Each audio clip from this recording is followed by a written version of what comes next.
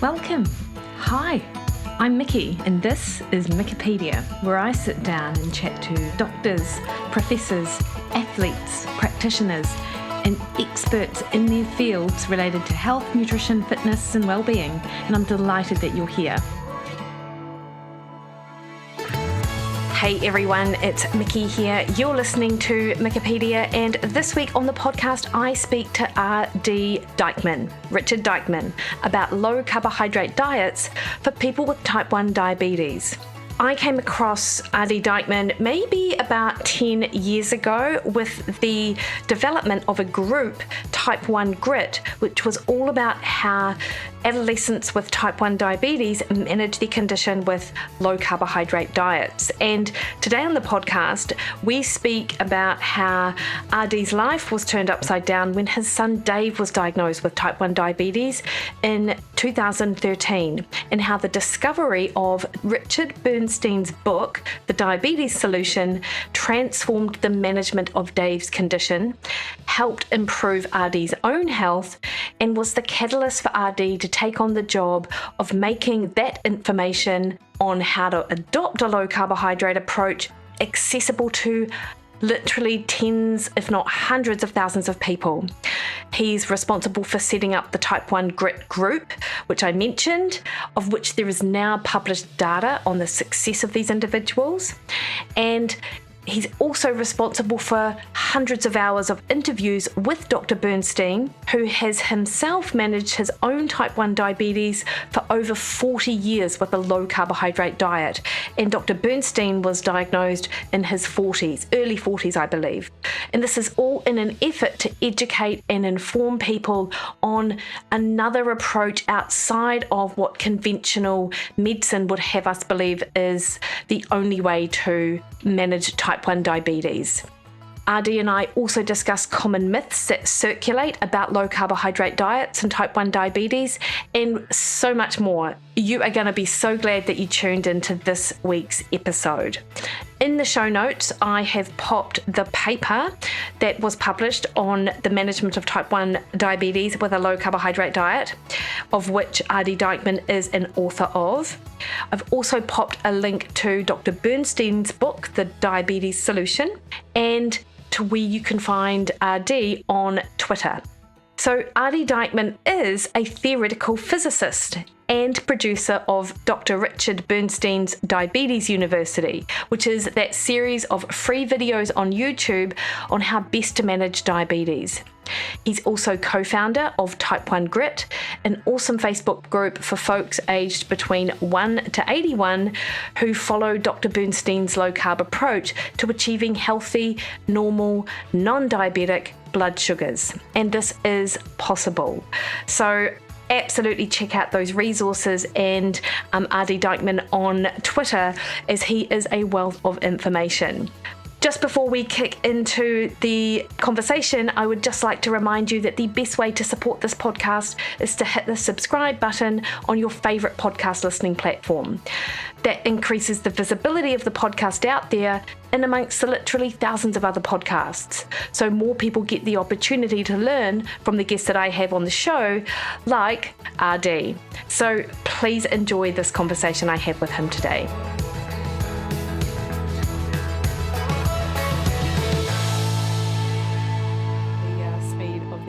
But should be fine. I understand. Cool. I get it. Yeah. And where are you based? I'm in Honolulu. Okay, cool. I wasn't sure. Where are you? I'm in Auckland, New Zealand. That's what I thought. Okay. Yeah. And love Honolulu, actually. Where are you in Honolulu? So Waikiki is where I originally landed back in the late 90s. And but now I live on the outskirts of Honolulu in Hawaii Kai. Amazing. Adi, and where were you originally, like if not Hawaii? I'm originally from Detroit and grew up there, and I went to the University of Michigan, and then I went to graduate school in physics at the University of Minnesota. You're a theoretical physicist. Is that Yes. Is that what I would call you? Yeah. Yep. Yeah. Yep. So I went to the University of Minnesota, and that was a cold place. And And I got to come to Hawaii during my physics career. And like a lot of people, I really fell in love with Hawaii. Yeah. And instead of, going to Silicon Valley or going to Wall Street, like most of my friends were doing, I decided to come to Hawaii and with really no plan, but things worked out. So I'm still here. Yeah, evidently. And well, I must say I'm slightly envious. I love Hawaii. I've been about 5 or 6 times and just absolutely love it. It's so, I don't know. I mean, obviously the climate, but just the feel of the place is so nice. Yeah, I love it. I still love it. Yeah. Every day I wake up happy to be here. Yeah. Oh, that is amazing.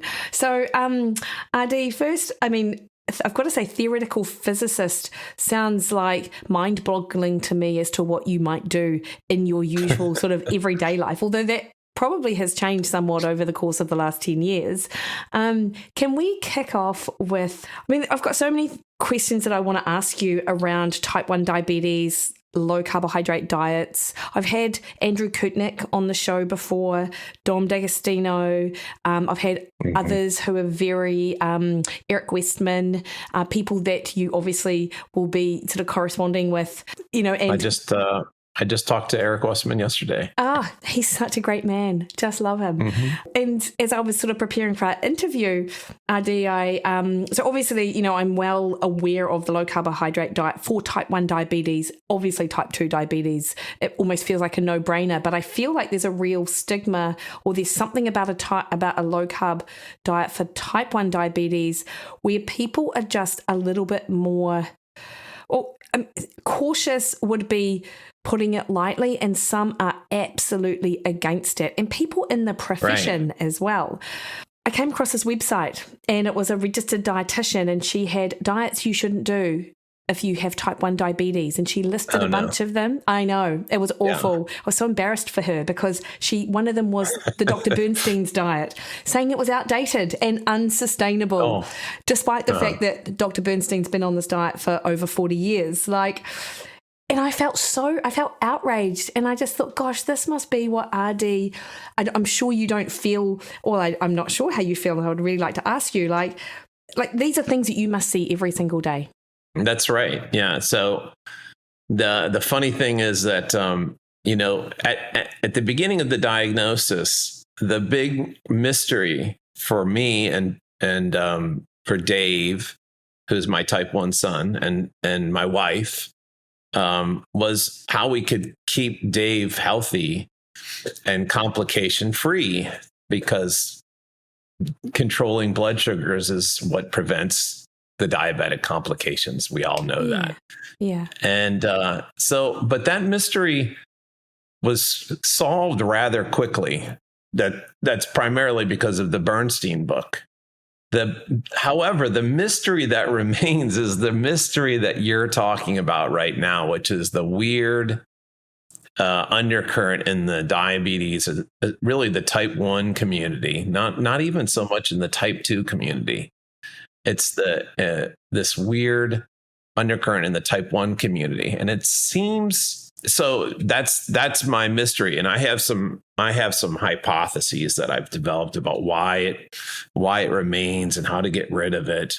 But yeah, it's a mystery, and it's a frustrating mystery, because you see a lot of you see a lot of agony and impending agony that's being foisted on people who are voiceless, and they don't have the wherewithal to do what is required as far as finding information and standing up to their somewhat authoritative care providers to help themselves or their children. And so it's this awful situation, and it seems to be never ending. Bernstein calls it it's like the never ending war or whatever. It just doesn't seem to get solved. But anyway, that's a 1 hour conversation we can have. I know. Yeah. And I certainly, like, I'm sure this is going to come up numerous times, and aspects of this frustration will come up throughout our conversation. Can we begin, RD, just with your own personal story, discovering the type 1 diagnosis, like how that sort of came about, and then how you discovered Dr. Bernstein's book at that time? Yeah. Right. Well, my son was 9 and his diagnosis was not that unusual. He developed symptoms which I did not recognize of type 1. And his doctor missed the diagnosis as well. Both of those things are very common because type 1 is rare enough that you might not have a experience in your life for yourself or anybody who's had it. There are parents who know somebody like a cousin or a friend who had it and they catch it early, but we did not catch it early. And so Dave, and neither did the doctor. So Dave ended up having a fairly near-death experience in ketoacidosis, where he, I can show you the pictures of him at diagnosis with his shirt off. And it was a real traumatic experience for everybody. Yeah. But it wasn't unusual, and that happens quite frequently. And that's a whole topic to discuss, really, is how you can detect things early. But the main point of our story is that when we learned what was happening when we tried to follow the standard approach to diabetes management, which is taught to everyone, this concept called carb counting, where you come up with a meal system which is close to 50% carbohydrate. It looks like this food pyramid, which you probably have something like that in New Zealand, some kind of government grain-based system of eating that they try to foist that on type 1 diabetics, and it doesn't work. And we could see that it doesn't work in the data that we were collecting. Mm-hmm. So you were monitoring, you were writing down the what Dave would be eating, and then assessing how much insulin you were providing, and then seeing what happened to his blood sugar. Yes, and because I'm a scientist, I thought I would be smart enough to figure out how to do what other people might not be able to do because of a lack of something. And what I discovered was, and right about this is in parallel, my wife was watching over my shoulder do these experiments with Dave for the first month. What I discovered with the models that I was building, and this is back, 10 years ago, what I discovered was that the process, the blood glucose that was the result of this process was, it had a character to it, which you could identify in scientific terms as stochastic, meaning that it was a random result that was occurring, meaning that you couldn't repeat it. The goal was that, if we kept things consistent, we could eventually hone in on the solution. And that's when you have a system which can be optimized to a nice, I don't know if you see my hands, but a nice convex system. But this was not such a thing. It was, instead, it would be that you would repeat things. And I recognize that as this is a system where the inherent system noise drives the process beyond its limit of control. And so I was having this epiphany. And meanwhile, my wife just ordered, she found the Bernstein book on Amazon, because it became sort of foolish that we were continually trying to feed meals of carbohydrate when Dave could just eat an omelet and things would be significantly better. And there was like this, when we talk earlier about why is this, it's not just us, like there's a lot of reasons why this carbohydrate approach persists. And one of them is that there's a myriad list of myths that exist in the type 1 world. And one of those myths, well, several of them, has to do with a child's need for carbohydrate. Kids need carbs for growth. They need carbs for energy. They need carbs for their brain. All those kind of things you've had soak into your psyche if you're not a food expert, or even if you are a food expert.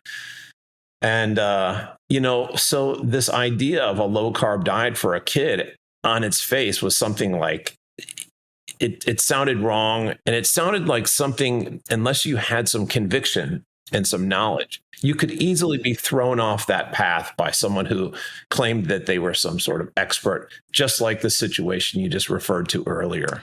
Yeah. Okay. So, RD, so obviously you guys adopted the Bernstein approach, and and I really want to get into the sort of what the approach is. And I know there are some rules that we can probably, let the listeners or share with the listeners. In addition to, of course, I want to address the myths that are out there.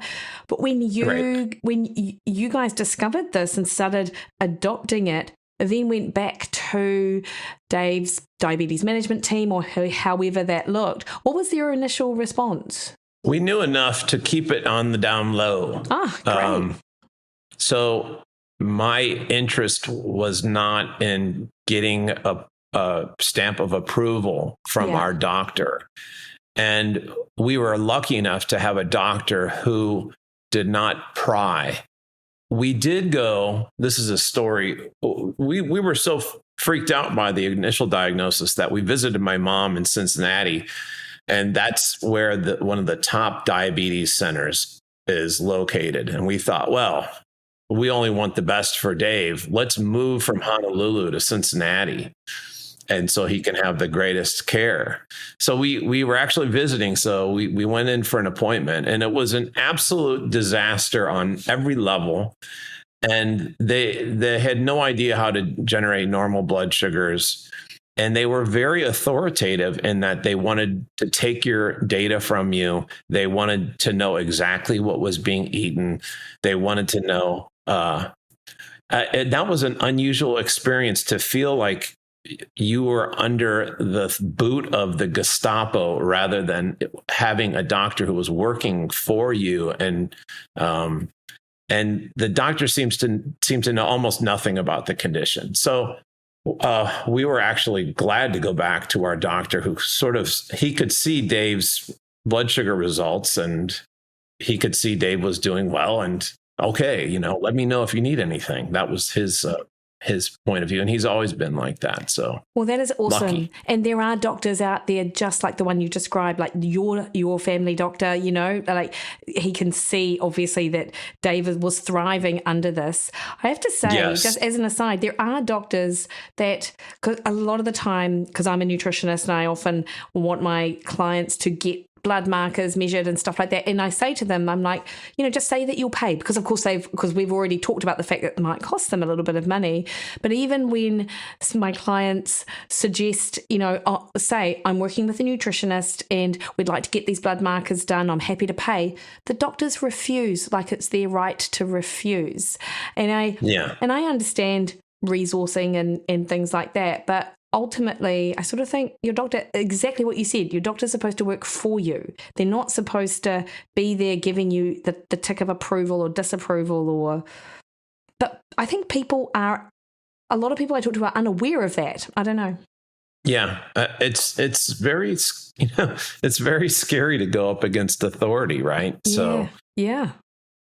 RD, with regards to one of those first things that you said about Dave was one of the myths of, children needing glucose and needing carbohydrate for energy, their growth and development needs it. Like, was it just obviously, I imagine that you both probably would have thought that too. And then you discovered Dr. Bernstein's book, and then you started researching a little bit more for yourself. Was that about right?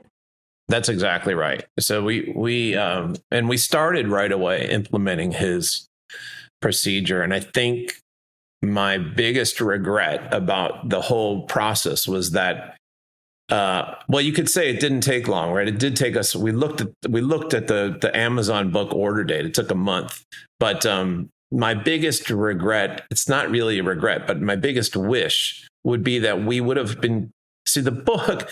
If you look at the book, it's a big reference book. Yeah. It's for everything that he knows about diabetes, type 1 and type 2. I needed someone to sit with me for an hour and say, here's what you need to do with Dave.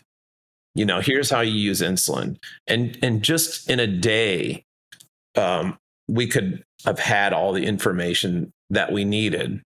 So it took a while for me to distill all that information from his book, a few months. And I wish it wasn't that hard, but there is a pretty steep learning curve to the whole thing, right? Yeah. So it is what it is, I guess. Yeah, and of course, I want to talk about the resources and stuff that you've co-created with Dr. Bernstein to help help people digest that information and make it super easy or as simple as possible, I suppose, to be able to implement that. With regards to what you say about the growth and development, I've heard that too, and people often refer to the early ketogenic trials of children with seizures as proof that children need carbohydrate to grow, because when those children were on classical ketogenic diets, they had a stunted growth pattern, which is quite a bit different to actually the Bernstein approach, and people just get confused about the low carb recommendation for someone with type 1 diabetes and classical keto, which is another therapeutic approach, but it's quite different, isn't it? They're very different. And if you're doing that classic keto approach, which I don't even know the extent of, but we'll just stick to type 1. That's my wheelhouse. Yeah. We in that classical keto, we're concerned with driving ketones higher. In the Bernstein aspect, the emphasis is not on ketones at all. It's on normal blood glucose, and it's on protein foods. So the diet is a protein emphasis diet. It is not a low carb, high fat diet per se. It's not that the diet isn't high fat. It's that acronym LCHF doesn't properly translate the emphasis that he puts on protein nutrition. And if you're a parent and you want your child to grow, and your child's type 1, the two things that you actually want are protein nutrition and normal blood glucose. So we know carbohydrate has nothing to do with it except for helping out with the caloric need. But you can reach your caloric goals on a very low carbohydrate diet for a kid. And we know that by inspection of the meal plans, but we also know that by looking at the kids who are doing this now, they're all developing beautifully and reaching their maximum potential. So it's protein and normal blood glucose, not carbohydrate and high blood sugars, that are going to foster proper growth and development. Like how does that disruption in blood sugar levels that come when you are unable to match your carbohydrate with insulin, how does that impact on growth? Because I don't think people are so aware of how detrimental that can be. Okay, so in the standard approach, this kind of goes to why low carb diets are essential and why they work in the type 1 world. And it doesn't necessarily have to do with any kind of nutritional argument. You see, the point is that if you remember what I said earlier, that this standard approach that we tried generated a stochastic result, meaning that the blood sugars were not predictable. And you can see that on anybody that's following it, the standard approach. You can see that on their blood glucose traces. From one day to the next, there are just wild oscillations. If you overlaid, let's say, 14, 24-hour periods of someone who's eating a standard high-carb diet, the graphs would be all over the place. And we can pull one of those up if you need to see it, because I have them. That's definitely different than the kinds of blood glucose that you talked about Andrew Kwitnick or Dave or anyone that's following a low carb approach. And what's happening is that when you're trying to cover rapid acting carbohydrate with a fast acting insulin, it's impossible to get a perfect match of those two things. There's enough system noise in play between your digestive system, how well the insulin's absorbed, how well you counted the meal, et cetera, et cetera. There's enough noise in play that those things will never match up and the shapes of the curves will never match up. And so that's enough noise to drive your system into a random result. But when you're doing a low carb diet and the bulk of your insulin that you're using is actually to cover the protein foods. Most endocrinologists and dietitians don't even realize that you need insulin to cover protein. But protein is so slowly digested that when you use an intermediate acting insulin, or if you use a pump that has a delayed bolus setting, then even if you're off a little bit with that same system noise, you get blood sugars which are slowly varying and can easily be corrected before they get out of range. And by range, I mean, 70, or what you guys are like, let's say 4 to 6 millimoles, or in our range, 70 to 100 milligrams per deciliter. Yeah. So that's the thing. It's the physics of injected insulin that favor a low carb diet. And that's a totally different thing than why low carb diets work so well with type 2 diabetes. Yeah. Yeah, completely. And I remember Andrew talked about just how complex matching insulin and carbohydrate was, because all of the factors that impact on how we utilize carbohydrate, because you might go for a walk after a meal, you might right. not have slept properly, like you might feel stressed, like all of these factors. And I have to say, when I was reading on that dietitian's page that it was an outdated approach, and the reason she said that was because insulin therapies have moved on since Dr. Bernstein wrote his book. Physiology doesn't move on. This is the main problem, is that it's really similar to someone sitting down at a slot machine and thinking that if they, they move their body this way, or they pull it fast or slow, that somehow they can conjure out the result they want. And then they get a good result every once in a while.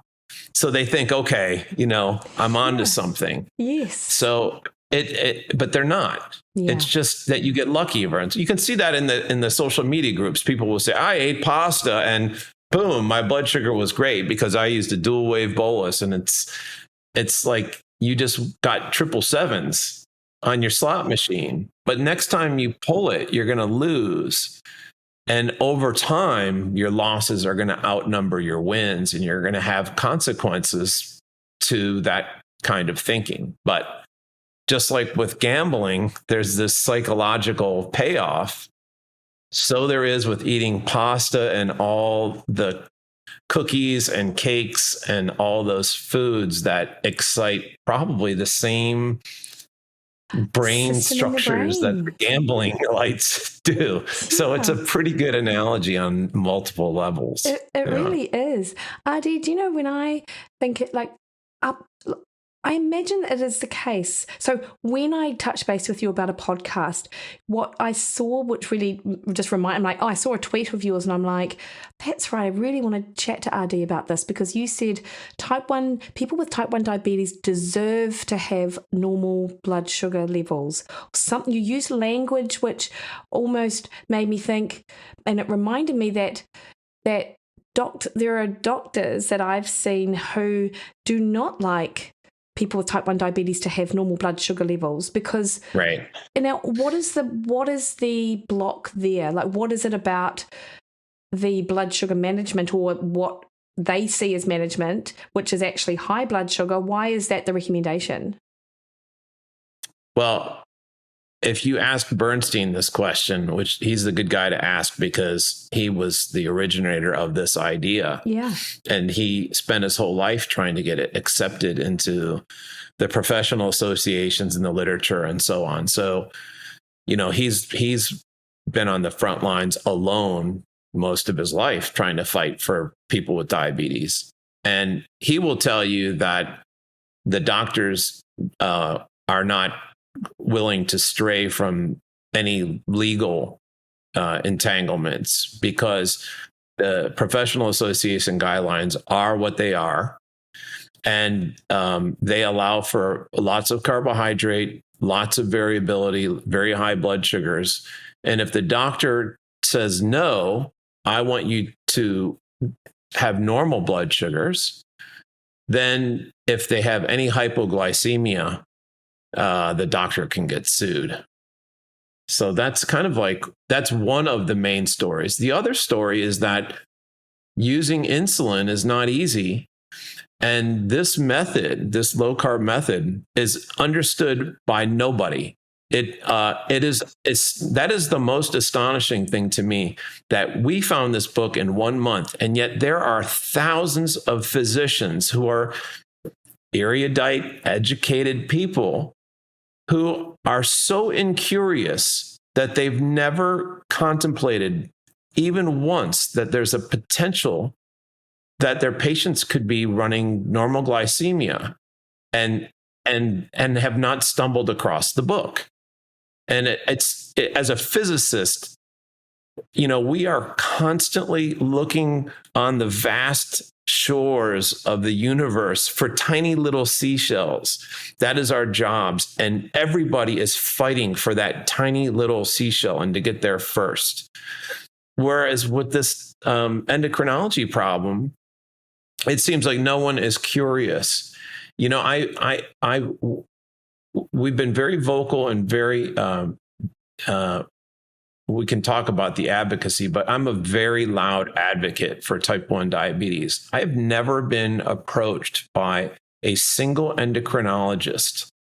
And I'm a co-author of a paper that got covered in the New York Times. I've never been approached by an endocrinologist. You would think someone would call and go, hey, I read about Dave's story. How do you cover protein with insulin? Or aren't you worried about how does Dave, or, there's lots of questions that would come to your mind if you had been sending all your patients down the tubes for decades, but it's never happened. And Bernstein doesn't get any calls either, by the way. It's not like his phone is ringing off the hook. Teach me your method. My patients are doing so poorly. And yet every time we teach somebody to do this method in our social media groups, within a couple weeks, the report back from the endocrinologist is, oh, you're the best patient we have in our group now, and you should run higher blood sugars anyway. So they acknowledge that the person's doing great, but then they tell the person that they should run higher blood sugars. You don't have to run normal blood sugars. Yeah, wow. So we're always going to loop back to these crazy stories, right? Yeah. But the main idea is that there is a solution. There is a way out of this nightmare. And I sometimes dare to, type 1 is referred to as a disease, and I suppose it qualifies for a disease. But to us, I find like the word condition is probably a better descriptor, that Dave has this type 1 condition. I think there's an idea there that this low carb diet turns this disease into a condition, because if we could find a way to help all type 1s get access to this information, then they could follow this procedure and have the opportunity to run normal blood sugars and avoid the complications. And then all we would have left is what a pain in the ass managing this condition is. And then we could start working on that. Yeah, 100%. And I feel like it's almost at a point, or it has been at the point, that poor health outcomes are this inevitable outcome of type 1 diabetes. And I wonder whether parents and children are sort of, they have that information from the get-go. As I understand it, Dave was actually aware, like he was educated in the potential pitfalls or the outcomes, the negative outcomes of type 1 diabetes, and understands really well, Right. as a particular, like obviously he's an adult, he's an adult now, like 20, or is he 20, 19, 20? Let me think. He's going to be 20, in a couple months. That's right. I remember I followed you back, I think in 2011 or something like that. So I remember him as a like a little kid. But then though, as I understand it, he understood the dangers of hyperglycemia for him, didn't he? Yeah, he understands that there are consequences. And that's kind of the first step in developing some sense of accountability, is understanding that there's some consequences. So, do you feel that, because I chat to parents, and parents don't want their children to feel restricted, they don't want their children to feel left out, and I feel like the negative outcomes are almost brushed under the table or not as acknowledged. What is that? They're never discussed. What do you think, RD? What is that about? Like, because it's not through lack of love or lack of wanting the best for their children, but it's almost like they get afraid that their children are going to have this restricted lifestyle if they change their diet. So we go back to the grand mystery of why. Now, originally, we were shouting from the rooftops because most people didn't know. And I was very good at shouting. And now a lot of people know, because back when Dave was diagnosed and doing this, there was nobody else that we knew of. And now if you go into any group and you say, there's always going to be a low carber who will make a comment, right? Yeah. So that's a positive, but the question then is, well, why are some people still doing it? Are they not aware of the consequences? I will say that the big surprise to me was not that people disregard the consequences, but you see, if you're going to raise a type 1 child on a low carb diet, doing a low carb diet with all the temptations, if you're a child, is a very challenging thing to do. So if I would have raised Dave and we would have been eating cake and ice cream and bagels and always making Dave like an omelet while we had spaghetti and stuff like that, it would not have been the right way to run a family. So what did we have to do? The only option we had was to do the same diet that Dave did. And that includes his little brother. And guess what? The food that we were eating before Dave was diagnosed, the high carb food, is addictive. Yeah. And I went through, I didn't really believe that. Of course, you heard those things. Yeah. But I had, I went through like a period of a couple months that was an astonishing to quit, my favorite Starbucks cookie and some of the things that I would eat. That was kind of like an astonishing experience. But the benefit was that my health, dramatically improved. But that's a big hurdle for most parents. Not only do they have to change their own eating style. And how, I think if we sit back and we observe the world at large, what this addictive processed food has done to people, as far as type 2 diabetes and obesity, because nobody wants to be obese and no one wants to have type 2 diabetes, yet everybody has type 2 diabetes now. It's addictive foods. And so when I talk to people who question whether carbohydrate is an addictive component of processed foods, the best example I can give them is that parents won't give it up even if their child is type 1. Even if they're measuring this kid's blood sugar all day long and they're aware that this is going to cause their child to go straight down the tubes, they can't give up the carbohydrate. So what chance do you have if you're just part of a normal family system without any type 1 diabetes, and you can always just say, we'll just eat some cereal or something like that. It's an impossible situation. RD, do you cover this stuff in the information that you put out there? Because this is, and I know this as a nutritionist, it's almost never, it's not just the food. Like, it's never just the food that has to be changed. Like, changing that inner sort of mindset, that the mindset around it is like so Exactly. important. Yep. Like, how do you address that when you come up against it in your type 1 grit group or the forums and stuff that you're on? Well, you have to tell people the truth. And so when I get, of course, people do reach out. And that is one of the first things that I tell people. And I've observed people for 10 years doing this. And I can tell you, there is not a single example that I know of where the child is successful, but the parents both go on with the way that they were eating before, which is like the normal high carb diet that everybody eats. Now, there are situations where maybe the mom will and the dad won't.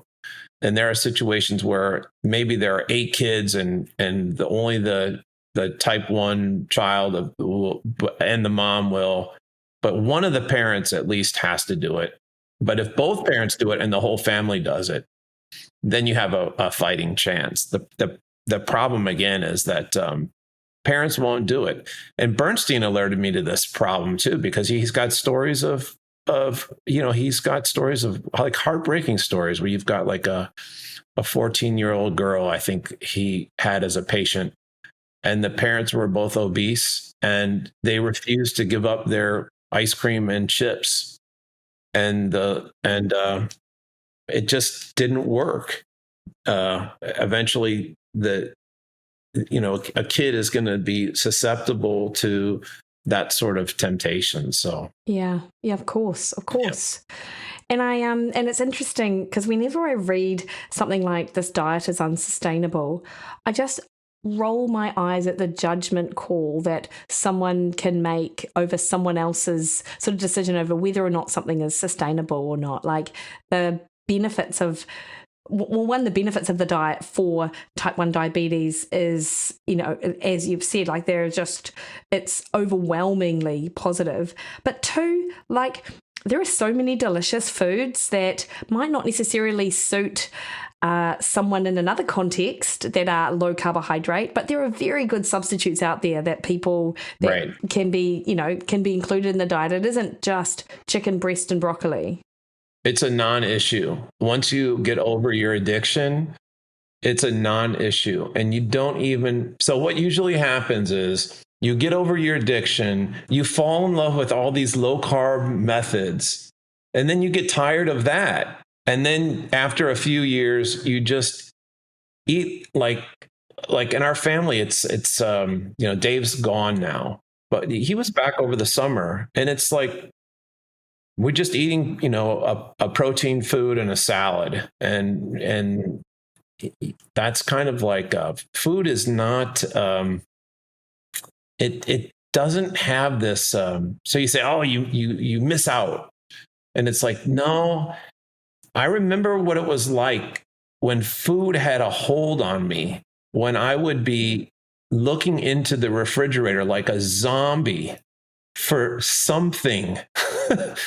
And now it's like, you have control over the way you eat now. So it's of much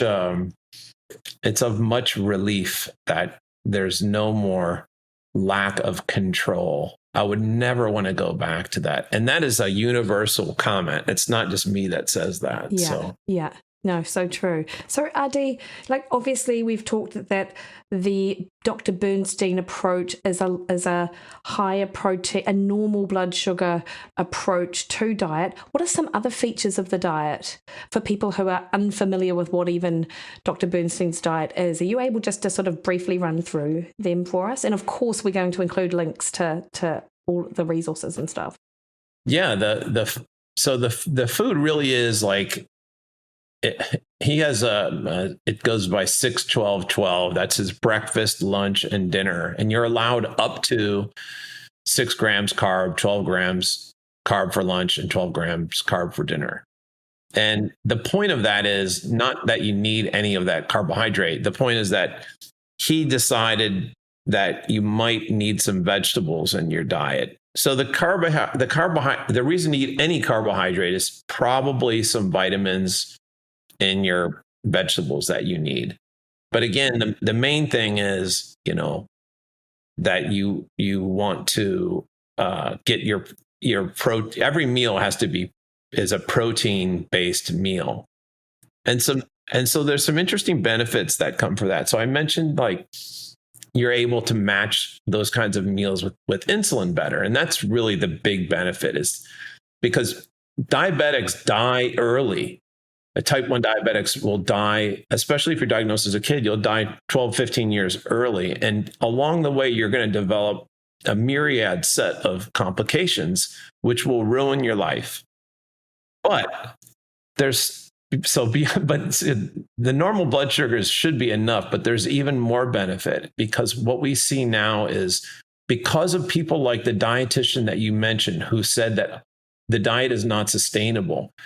Those types of people are opening the door for people to accept the current standard Western diet. And what does that diet accomplish? It accomplishes obesity and type 2 diabetes. And sure enough, in the type 1 community, we see record levels of obesity and type 2 diabetes. So now people have double diabetes, including in children. So my personal story along those lines is when we started advocating, of course, there was significant pushback from loud parent type 1 advocates who are in many cases paid by professional diabetes industry companies. And so you can find these people all over the place, and they had kids too.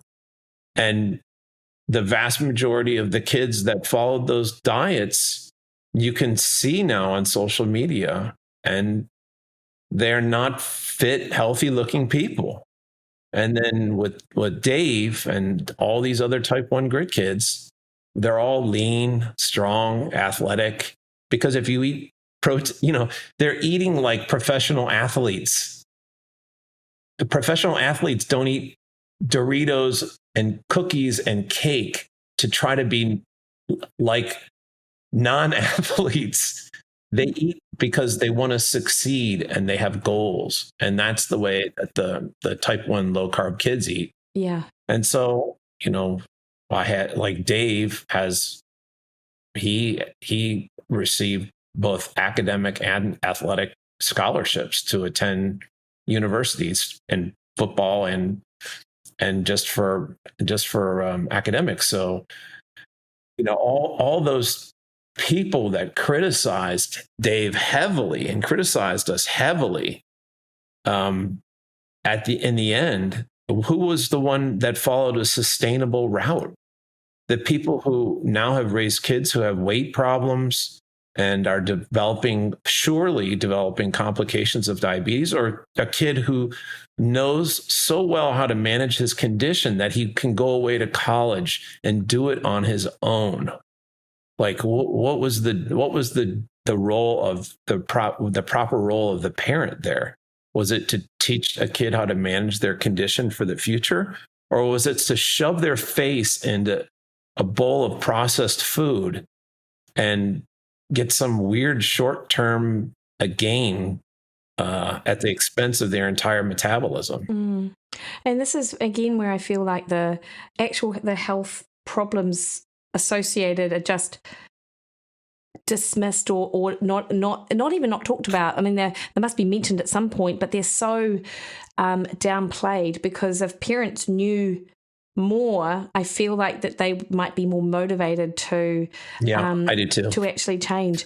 RD, so how did you go about setting up the type 1 grit group? Because it's one thing to read a book that some old guy writes, And it's quite another thing to set up a group, to start a YouTube channel, to sort of bring his information to life. And I know, of course, you've said that you would have liked to sit down for an hour with someone. Is it all stem from your experience? You're like, I've just got to get this information out there.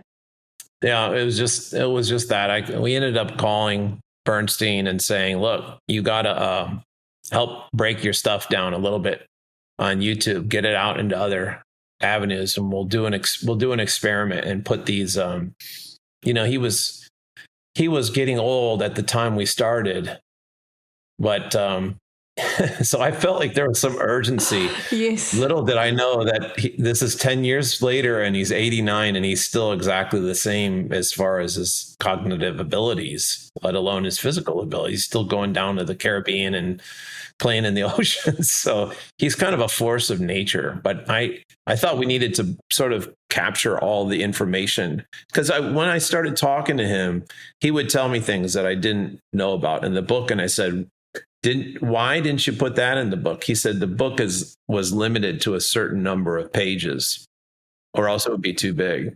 So we said, okay, let's start getting this stuff on video. And then there was, the grit group started because we were going to try to meet other people who were parents. And that was like a total dead end, because the parents like you said, it was all about how much birthday cake we could get going into the kids, and without any discussion of the consequences. And so when we started talking about Dave, this wild scene developed where people were threatening to kidnap Dave. And it was this crazy situation on social media. Yeah. But anyway, the people that I did meet that were following Bernstein were type 1 adults, and there weren't many of them, but they were all getting the same result. Yeah. Everyone's A1C was like 5.0% or less. And we started to, make a little chat room, and we would go out and we would try to spread, proper information about how to manage the condition. And every time we would open our mouths, the world, people do not want to have their cake taken away from them. And you can develop a personal narrative, which is based on helplessness. And so when you challenge that narrative that people have carefully constructed over decades, they're going to push back.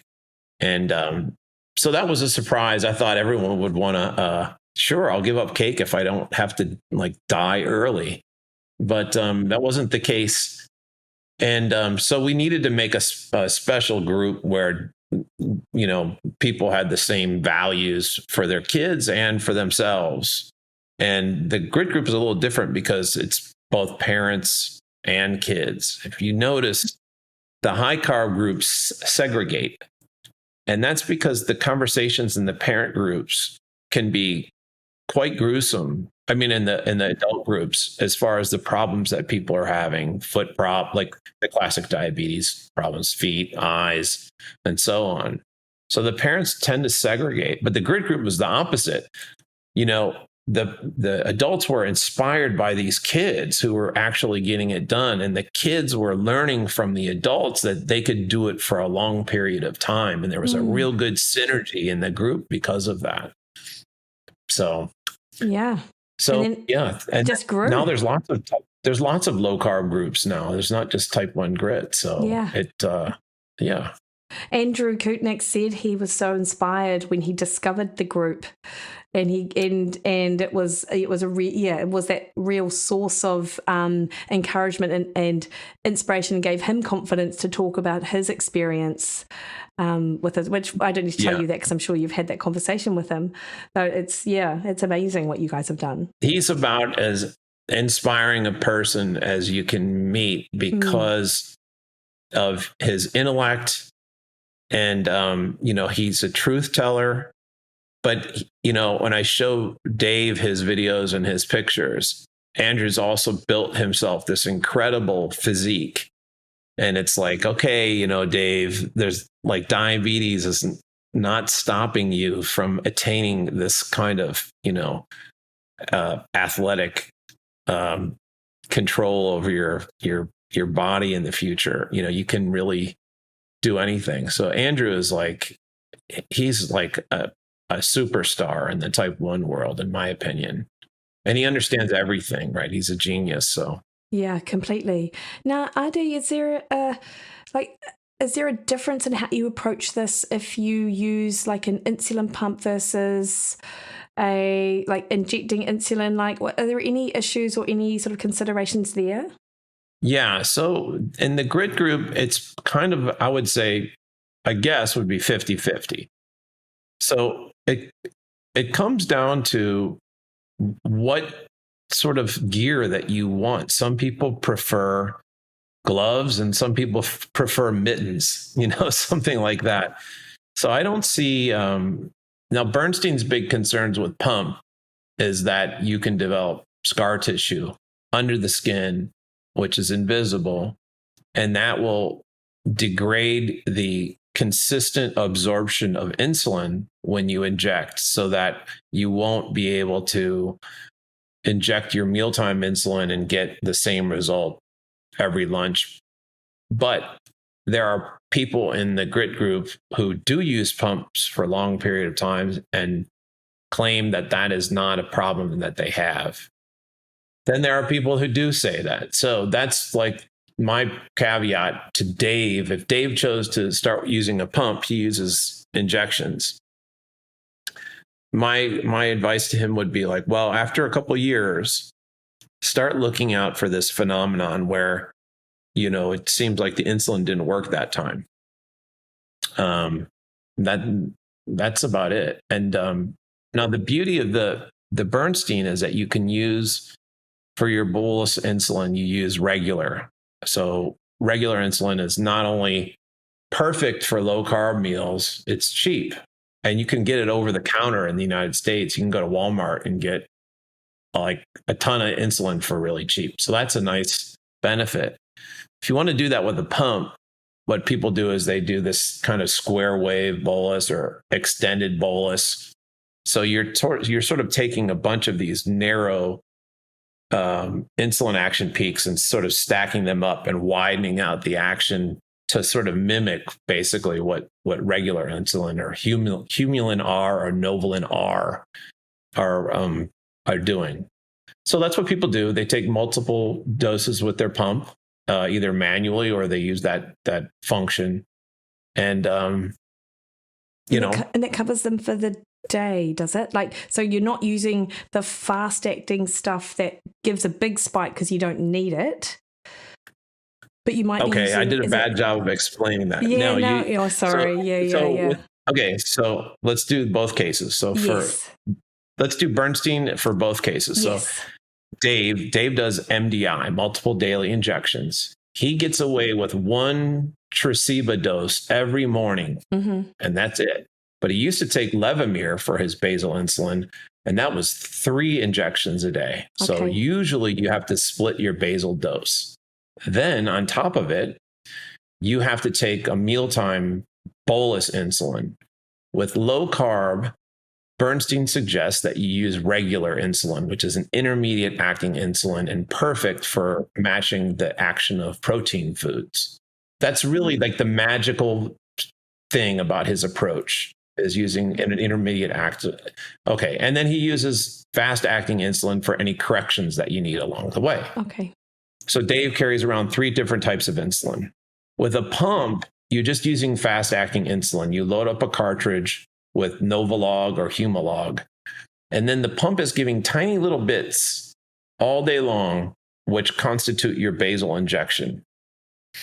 So that's the basal. And then it'll give a big pump when you're doing your mealtime bolus.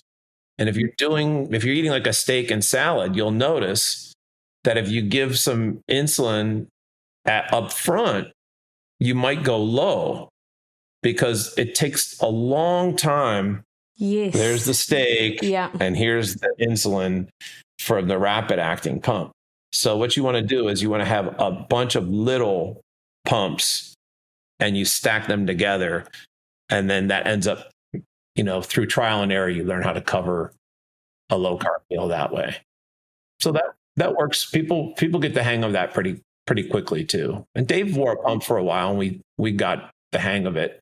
It just became a little bit harder. It became, for a kid, it was so easy to give him, I think you call it, I forget the name of regular in New Zealand. You call it Acu Rapid or something like that. Oh, yeah. Something our like peeps, that. Our peeps listening will know. The ones who need to know will know. Yeah. It's not coming to my head, but there is a version. Yeah. But anyhow, that for Dave, he just eats and he takes his injection, and then it's smooth sailing for a couple hours, and then he'll see if he's drifted a little bit. I do, obviously a lot of the foods we're talking about, protein and vegetables. Protein, you get the hang of vegetables, green veggies, very low carbohydrate. What about the sort of net versus total carbohydrate? And I ask that because I put on a CGM and had a low carb protein bar that had net carbs of 2 grams, and my blood sugar went up to 11 because of the fiber and stuff. And it, you must see people sort of get a little bit confused around stuff like that 11? as well. And Wait, you went up to 11? Yeah. That's very high. It is very high. Yeah, it was crazy. And my normal diet stuff is normally when I eat my normal foods, it's the highest it might get to is 7.4 or something. I don't know. It's it sort of stays. It's sort of it Gotcha. sort of hangs out on the lower side, if you like. But that and I put it down to obviously the fiber in the protein bar that they call low carb, but it had this sort of surprising effect on my blood sugar. Do you see that a bit in your groups and in the people that you talk to? Yeah. So with the type 1 people, they, the low carbers, they don't trust just the carbohydrate count. They want to see the ingredients. And the rule that we go by for ingredients is no grain, no starch, no sugar, and no sweet fruits. And so that's the thing. People will post is this candy bar safe? It says low carb, and people will look at it and say, I don't know about tapioca starch, right? That is going to spike you. So people are on to the ingredients primarily. The carb counts can be tricky, right? So you'll find in the social media groups a lot of discussion about those fringy type. And then some people will say, it didn't work for me. We tried it, it didn't work for me. It does have this tapioca starch, and it did hit hard. And so then you probably should avoid it, right? See, it's not just, you went up to 11.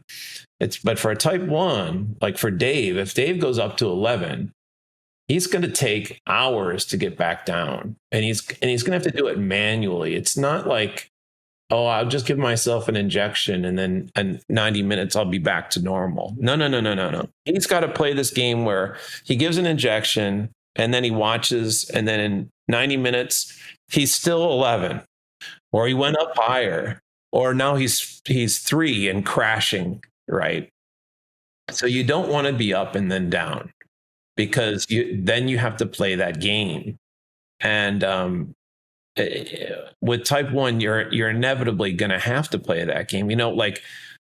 When I first started helping people, I would get a call from a friend that I just made in New York, for example, and they would say, "Oh, my pump broke, and now my blood sugar is 350, and I need to go to sleep, and you're in Hawaii, so it's still early for you. Can you I'm going to text you in an hour to see what happened to my blood sugar, because I put a new pump on. And can you, if you don't get a text, can you call my number?" And this is the kind of life that you lead as a type 1. It's always this 24/7 battle. So imagine doing that and then losing all the time, being like this all day long. You know how much work is involved, and then we wonder why, not with just the neurochemical stuff that's happening when you do that, but the depression that's induced by not having any control. So, and we wonder why people with high A1Cs are more depressed. It's because that's a grueling. It not only feels awful, not only doing damage, it's grueling. Yeah, right? yeah, for sure.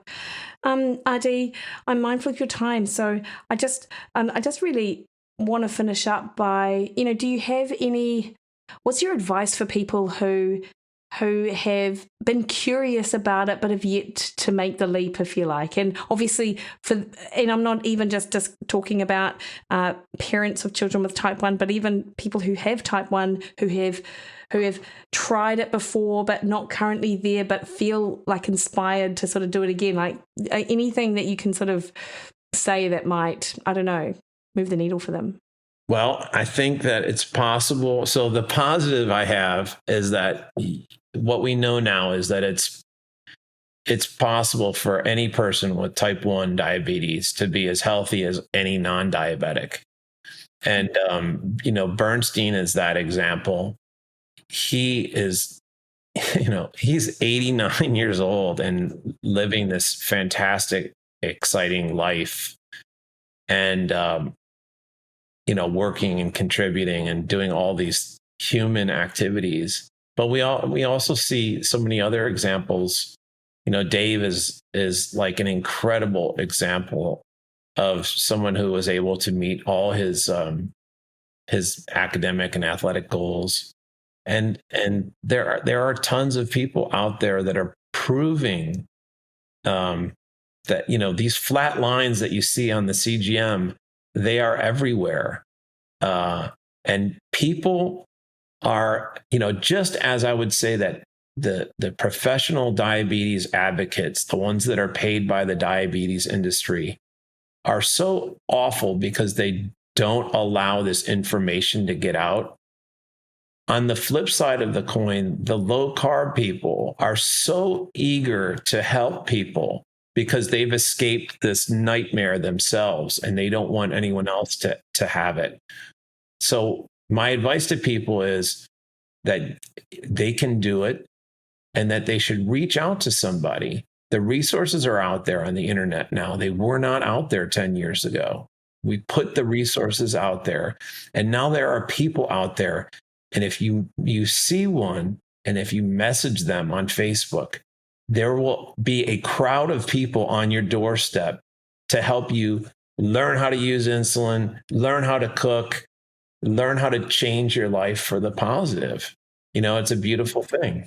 Yeah, that's so great, RD. And hopefully this warms your heart, is that whilst I was just sort of searching the internet and just sort of Googled Bernstein's book just to Google it, I have a copy of it actually. I did come across it on the Australian Diabetes Foundation page as a diet to explore if you've got type 1 diabetes. So there was a much more positive spin on it. Wasn't front and center, but it was an option for people, which is just way better than the first example I gave you, I think. I was surprised. That's good. Yeah. That's good.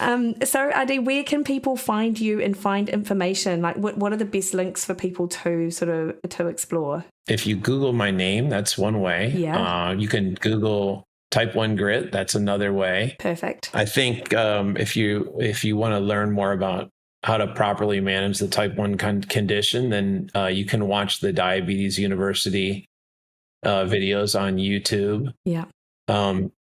Dave has a great video for a kid, a teenager especially. He's got a video at low carb. Google low carb down under Dikeman. Okay. Dave Dikeman. Awesome. And it's Dave, and Dave's walking through his daily routine. Yeah. So he's talking about how he does all the mechanical things. Yeah.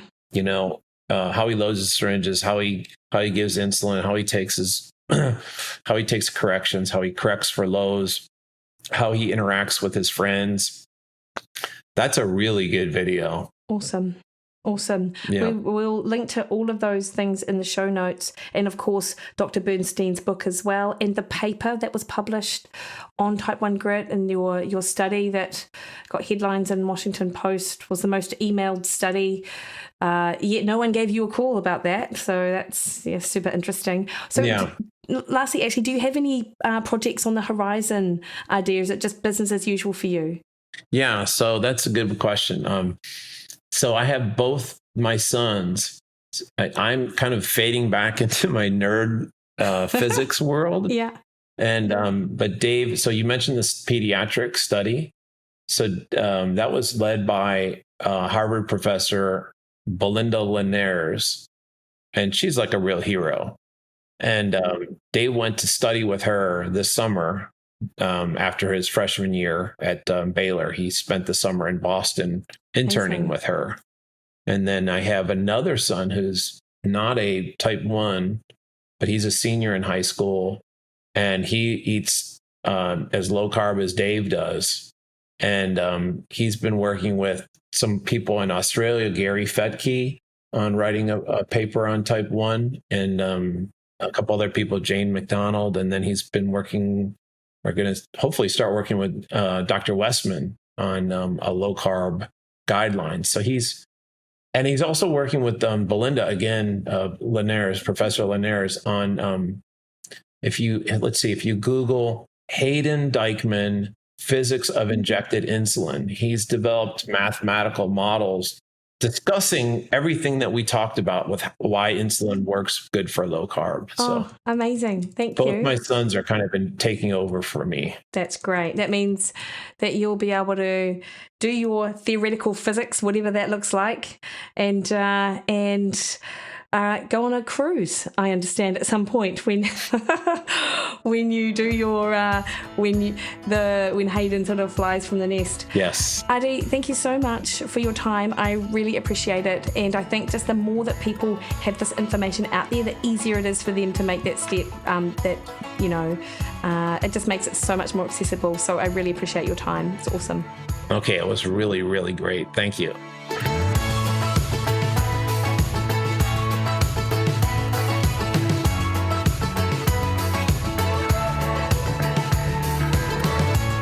All right, team, hopefully you got a lot from that, either for yourself, for a family member, or for anyone else that you feel would benefit from this information.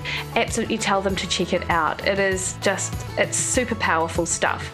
And you might recall, and I think I mentioned it in the chat, that I also talked to Andrew Kuknick about type 1 diabetes and using a low carb approach for management.